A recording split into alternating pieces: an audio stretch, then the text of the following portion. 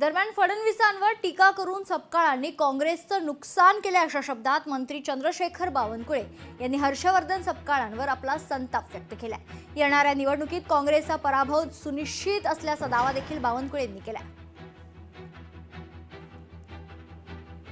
पराजय जेव्हा जवळ दिसतो आणि पराजयातून काँग्रेस पार्टी सावरत नाहीये आणि पुढचाही पराभव दिसतोय, म्हणून अशी विषारी टीका आमच्या नेत्यावर त्यांनी केलेली आहे। या टीकेमुळे काँग्रेसचं प्रचंड नुकसान होईल।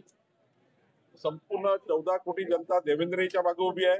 हर्षवर्धन सपकाळांनी केलेल्या टीकेचं प्रतिबिंब तुम्हाला 2 तारखेच्या मतदानातून दिसेल।